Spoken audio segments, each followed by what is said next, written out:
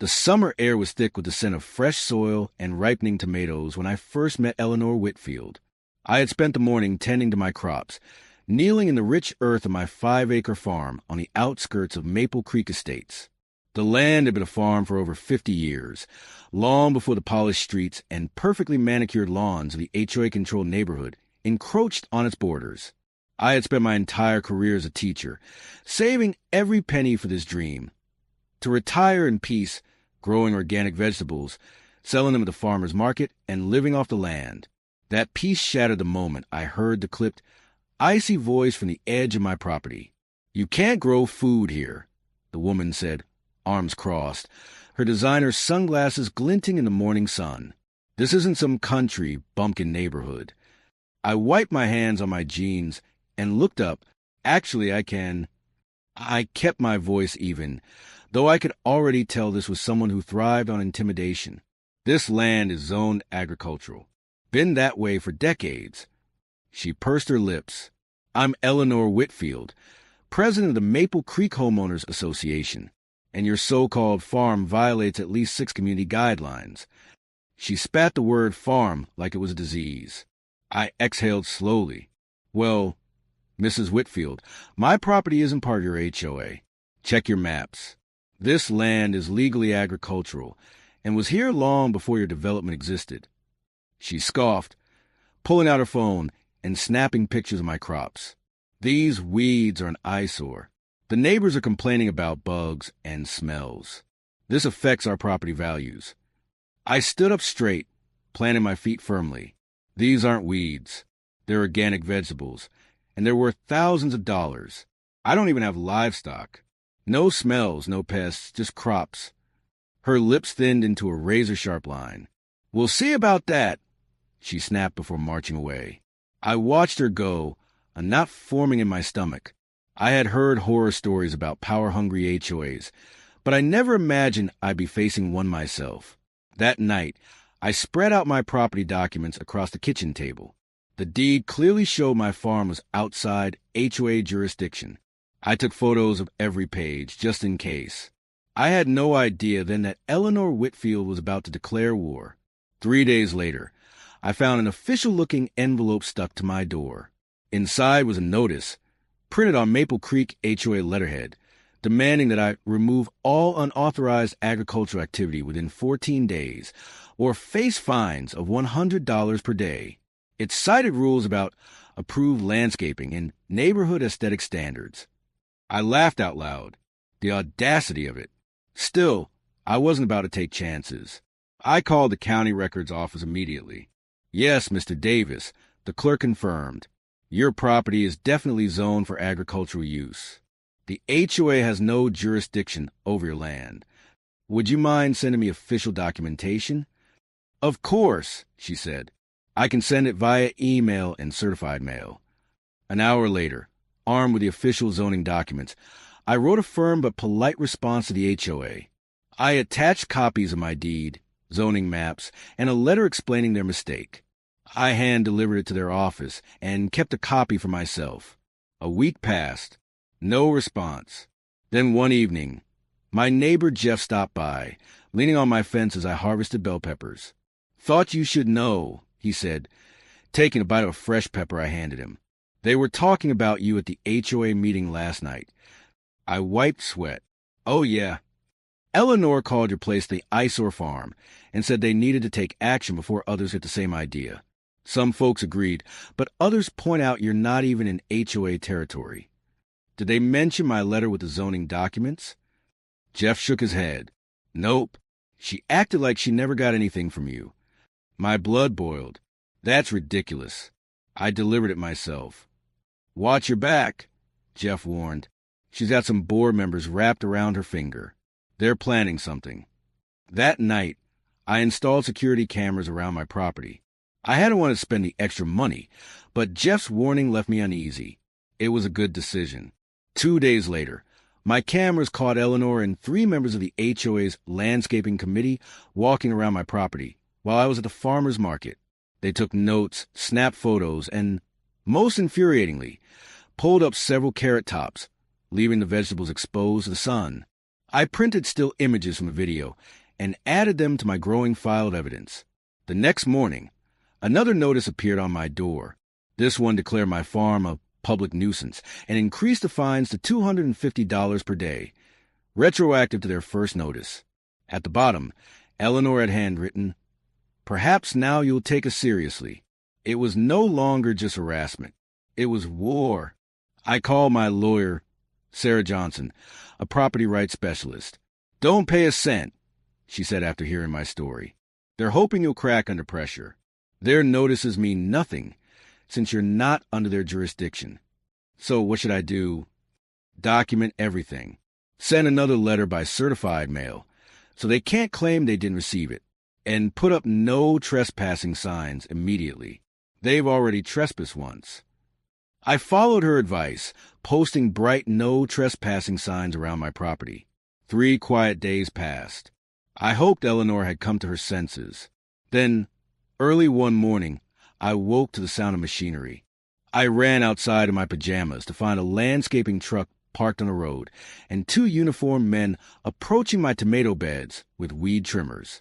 "Stop right there," I shouted. The workers hesitated. "We have orders from the Maple Creek HOA to clean up this area." One said, showing me a work order with Eleanor's signature. "This property is not part of Maple Creek." I pointed to my signs. "If you cut down my crops, you'll be personally liable for damages." That was enough to convince them. They apologized and left, but I took photos of their truck and the work order before they drove off. I was shaking with rage. This had gone beyond harassment. It was an attempted destruction of property. My lawyer agreed. It's time to go on the offensive. That afternoon, I installed more security cameras and filed an official cease and desist letter against the HOA. I had no idea their next move would push me to my breaking point. 2 nights later, while reviewing my security footage, I caught something chilling. A black SUV slowly circled my property 3 times. The driver? Thomas Jenkins, the HOA treasurer. Then, the next morning, Jeff stopped by again. They had another HOA meeting last night. He said grimly, "Eleanor said if you won't leave willingly, they'll find a way to make you." "What does that mean?" Jeff hesitated. Thomas Jenkins told the board that he has connections in the county government. They're looking into rezoning your land. Rezoning? That could mean forced compliance with HOA rules, or even being forced to sell. I felt a cold chill run down my spine. They weren't just trying to find me into submission. They were trying to take my farm. That night, I couldn't sleep. Around 2 a.m., my phone buzzed with a motion alert from my security cameras. I opened the app and froze. The video showed Thomas Jenkins sneaking onto my property, and in his hands, wire cutters. He was cutting my irrigation pipes. This wasn't just harassment anymore. This was war. I watched the security footage in stunned silence. There in crystal clear night vision was Thomas Jenkins, the HOA treasurer, crouched by my irrigation system, wire cutters in hand. The next morning, I stepped outside to assess the damage. Water pooled in the dirt, and my crops, my livelihood, were already wilting in the summer heat. They had deliberately sabotaged my farm. My anger burned hotter than the midday sun. I immediately called Eleanor. "Your treasurer destroyed my irrigation system last night," I said, voice shaking. "I have him on camera." Eleanor's response was as smug as ever. "Oh, I'm sure you're misinterpreting the footage." Misinterpreting. I almost laughed. He was on my land at 2 a.m. with wire cutters. "What exactly do you think he was doing?" She sighed. "Thomas was investigating a water leak affecting Maple Creek properties." "At 2 a.m.? Maybe if you just complied with our requests," she said, her tone sharpening. "None of this would be happening." I clenched my fist. She wasn't even denying it anymore. She was justifying it. That evening, I spent hours repairing my irrigation system and hand watering the crops that could still be saved. I didn't have time to grieve my losses. I had to act. The next morning, my lawyer Sarah met me at the county sheriff's office, where I filed a police report for trespassing and property destruction. But the retaliation came fast. I woke up to another notice taped to my mailbox. This one accused me of creating a biological hazard due to uncontrolled plant growth and insect breeding. And the fine? $550 per day. I could almost hear Eleanor laughing in her perfectly landscaped backyard. They weren't just trying to get rid of my farm anymore. They were trying to ruin me financially. I had barely processed the absurdity of the latest fine when I heard the rumble of an engine outside. I stepped onto my porch, and my stomach dropped. A landscaping crew was unloading equipment from a truck parked just beyond my property line. Before I could react, 2 men in uniforms were marching toward my crops, one gripping a weed trimmer like a weapon. I sprinted across the yard. "Get off my property." One of them stopped, looking confused. "We have an order from the Maple Creek HOA to clean up this area." I stared at the work order in his hands. Sure enough, Eleanor Whitfield's signature was at the bottom. "This property is not part of Maple Creek," I said, pointing to the bold "no trespassing" signs. "You have no right to touch anything here." The men exchanged nervous glances. "Look," I said, my voice harbor-controlled, "I don't blame you for doing your job, but you're being set up. If you damage my crops, you'll be held personally liable for thousands of dollars in losses." That was enough to send them scrambling. Within minutes, they were back in their truck, driving off without cutting a single blade of grass. I stood there, fists clenched. Eleanor wasn't backing down. She was escalating, and I had just dodged a bullet. 2 days later, my luck ran out. I had gone to town for supplies, thinking the worst was behind me. But while I was gone, my security camera alerts exploded. I opened my phone app, and my blood ran cold. Eleanor, Thomas, and 4 other HOA board members. They were in my fields, with baskets, stealing my crops. I could barely form words as I dialed 911. "There's a theft in progress on my property. I have live security footage of the suspects." I hit the gas and sped home. By the time I pulled into my driveway, Eleanor was giving orders like a plantation owner. "Take everything before he gets back," she said, directing the HOA members to strip my farm bare. I jumped out of my truck. "Put that down." Eleanor turned, completely unbothered. "Oh, we assumed since you refused to maintain your yard properly, this food was going to waste." I gawked at her. "This is my livelihood." "Should have thought about that before ignoring our compliance notices," she said, crossing her arms. Beside her, Thomas bit into a $6 heirloom tomato, juice running down his chin. I clenched my fists. "I've called the police." Eleanor smirked. "Oh, please. It's just some vegetables." Sirens wailed in the distance. The HOA members started backing away, looking uneasy. A police cruiser skidded to a stop. Officer Martinez stepped out, hand resting on his holster. "What's going on here?" "They're trespassing and stealing from my farm." I pointed at the overflowing baskets. "We were conducting a community inspection," Eleanor said smoothly. Officer Martinez frowned. "Mr. Davis, do you have documentation proving this property is outside HOA boundaries?" I nodded. "Inside my house. I also have security footage of them picking my crops without permission." Eleanor's smile flickered. We had every reason to believe we were acting within our authority. "This is a misunderstanding," Thomas added, wiping tomato juice from his chin. Officer Martinez sighed. "Miss Whitfield, I'm going to need you and your group to return everything you took and leave." Eleanor's face turned bright red. "This isn't over." She hissed the words at me like a snake before stomping off. I looked at Officer Martinez. "Are you going to arrest them?" "I'll file a report," he said carefully, "but the DA will decide whether to press charges." I exhaled sharply. I knew what that meant. They might get away with it. But Eleanor had just made a critical mistake. She thought she was untouchable. She had no idea what was coming next. That night, I sat with Sarah at my kitchen table, reviewing the footage. "This is more than just harassment now," she said, eyes narrowed. "This is criminal." "What do we do?" She smiled. "We fight back." The next morning, Sarah filed for a restraining order against the entire HOA board. She also sent an official complaint to the county zoning office, exposing their ongoing harassment. Then we took it one step further. I called the local newspaper. When the editor answered, I wasted no time. Would you be interested in a story about an HOA committing theft, trespassing, and property damage? There was a pause. We'll send someone tomorrow. Eleanor had tried to steal my crops. Now, I was about to steal her reputation. The next morning, I checked my email. A message from the county zoning office sat at the top. I clicked it, and my stomach dropped. Dear Mr. Davis, this email confirms receipt of application HCR 2022-47, requesting rezoning of parcels, including your property, from agricultural to residential. Public comment period begins in 30 days. I read it twice, then a third time. The HOA was trying to change the zoning under me. I barely had time to process the betrayal before the reporter arrived. Her name was Jenny Kim, and she was hungry for a story. They stole from you on camera? She asked, jotting notes. I nodded. And now they're trying to legally erase my farm. She set down her pen. I think we just found the perfect headline.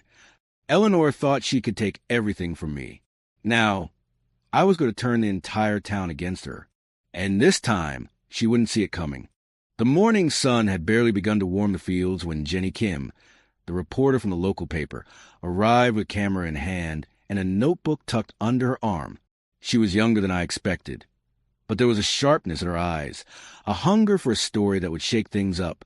We sat on my porch, and I laid everything out, the harassment, the fines, the sabotage, the theft. I showed her security footage of Eleanor and her crew stuffing their baskets with my crops and the police reports I filed. Jenny's pen moved furiously across her notepad. They really thought they could just take your vegetables and get away with it? They did, I said, watching as she reviewed the footage on my laptop. And now they're trying to rezone my land so they can force me out for good. Her eyebrows shot up. Wait! So this isn't just about HOA rules? They're trying to take your property? I nodded. It's all connected.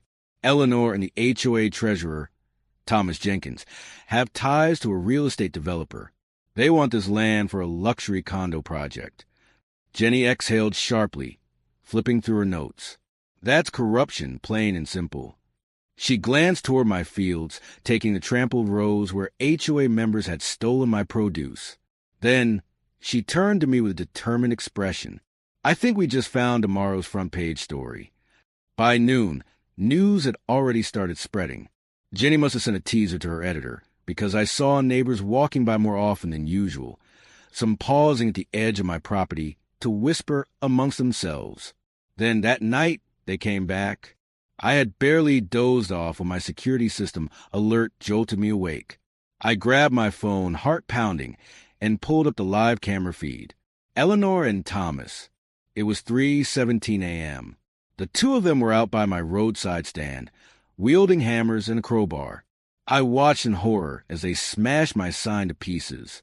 The same sign I had put up warning HOA members that they would be charged for trespassing. They ripped the wooden planks apart, slashing at the painted letters like madmen. I grabbed my shotgun and bolted outside, flipping on the floodlights. They froze like deer in headlights. You two have about 3 seconds to get off my property before I call the police. I bellowed. Thomas dropped his crowbar and turned to run. Eleanor had the gall to stand there, breathing heavily, gripping the remains of my sign like a trophy. You won't win, she hissed. This isn't over. She tossed the broken plank onto the ground and stormed off. I watched them retreat, my pulse hammering. I had enough now. More than enough. I wasn't just going to fight back. I was going to bury them. By sunrise, I had downloaded the security footage and sent it to Sarah. She called me within minutes. This is it, she said. Criminal destruction of property. We're pressing charges. But Sarah wasn't done yet. I also did some digging on the zoning application. Guess who submitted it? Thomas Jenkins, I said through clenched teeth. Yep, and you'll love this. His brother-in-law is the county commissioner. I nearly dropped the phone. They were never planning to fight fair, she continued. They had an inside man to push this through. I sat down heavily, staring out at my farm. So, what do we do? Sarah's voice was firm. We take this to court, and we go public. If we expose them, the whole plan falls apart. My hands clench into fists. Let's destroy them. 2 weeks later, the courtroom was packed. I sat at the plaintiff's table with Sarah, my evidence piled high. Across from us, Eleanor and Thomas sat stiffly, dressed in their finest business attire. The judge, an older woman named Harriet Thompson, shuffled through her notes before leveling Eleanor with a piercing gaze. "I have reviewed the initial filings," she said. "This is quite the neighborhood dispute.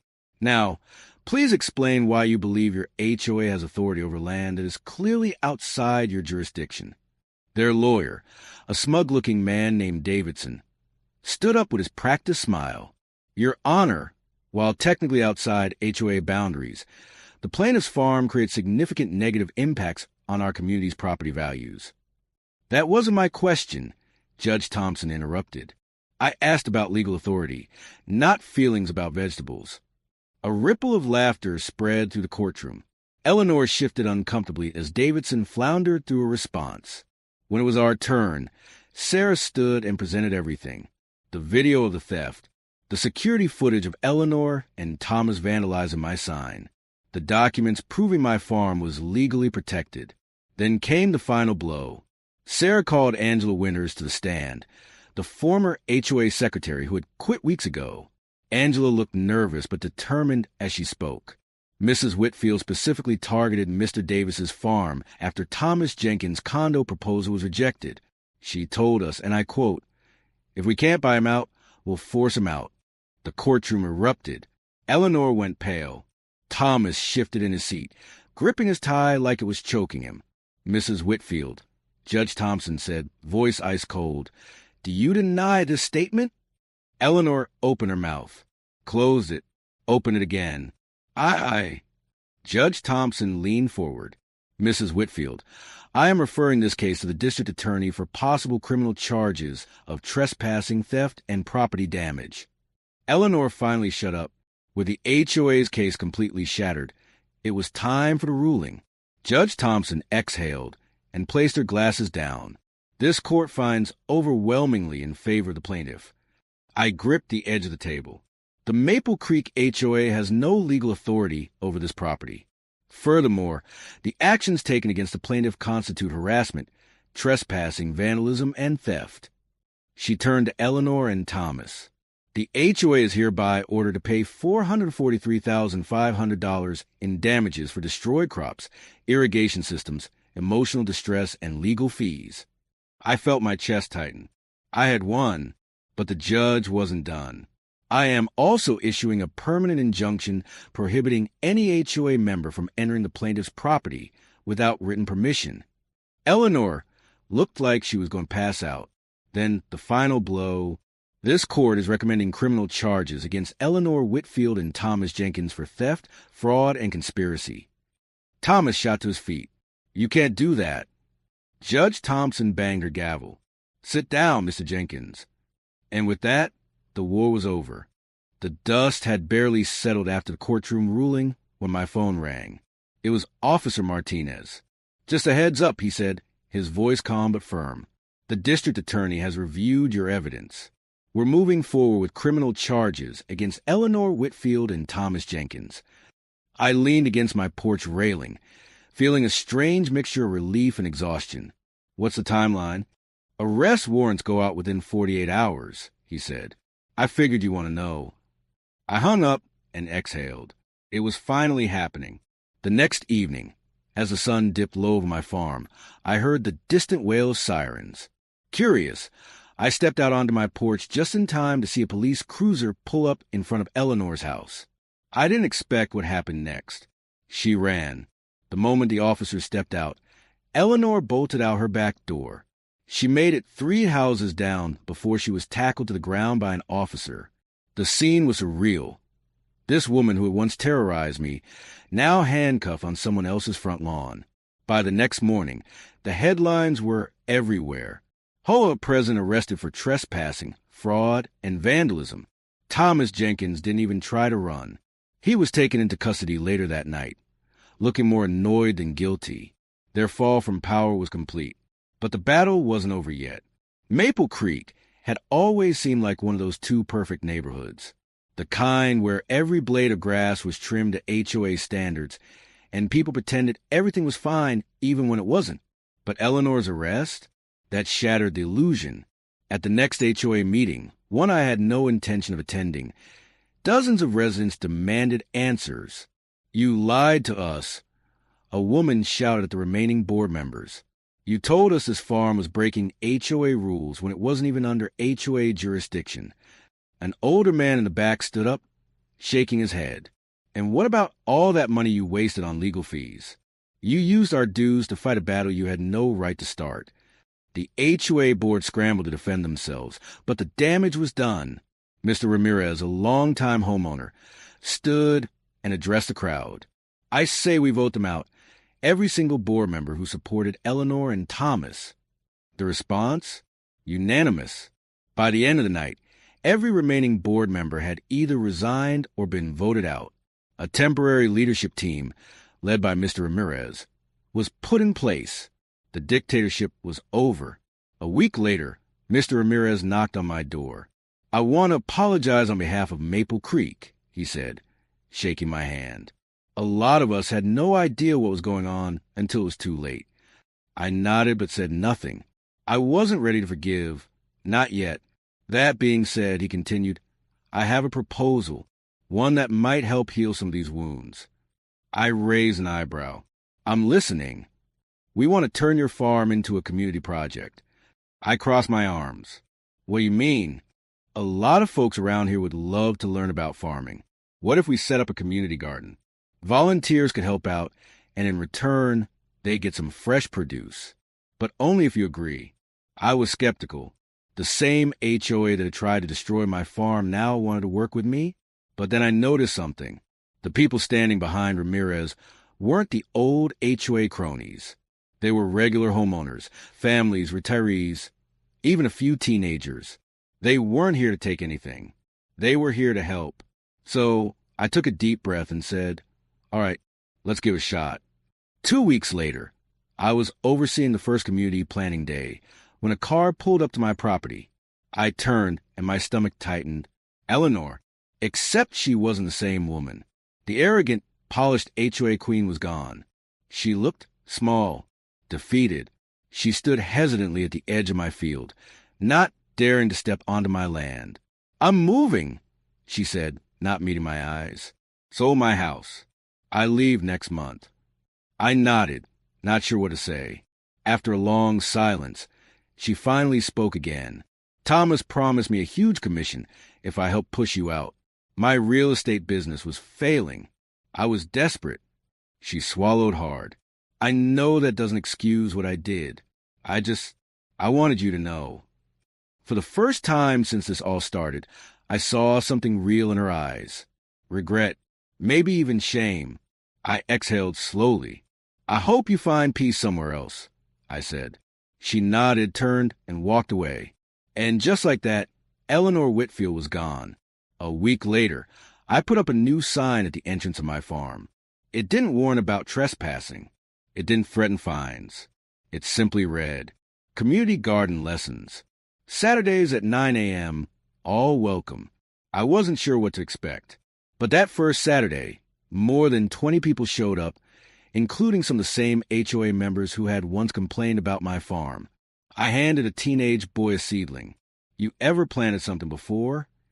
He shook his head. "Then let's start."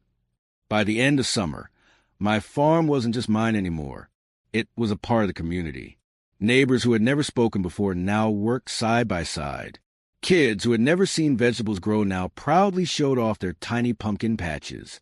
And one evening, as I watched the sunset over my fields, Mr. Ramirez approached me, a piece of paper in hand. "We voted unanimously on something today," he said, handing it over. I glanced at it, then froze. It was a permanent legal easement, officially recognizing my farm as protected agricultural land. The HOA would never be able to challenge it again. No future board. No legal loopholes. My farm was safe. Forever. I swallowed hard. "Thank you." Ramirez smiled. "No, thank you. For standing your ground." I looked out over the flourishing farm, the rows of crops now being tended by an entire community. And I realized something. This fight had never just been about land. It had been about standing up to bullies who thought their power gave them the right to take whatever they wanted. And in the end, I hadn't just saved my farm. I had built something even stronger, a community.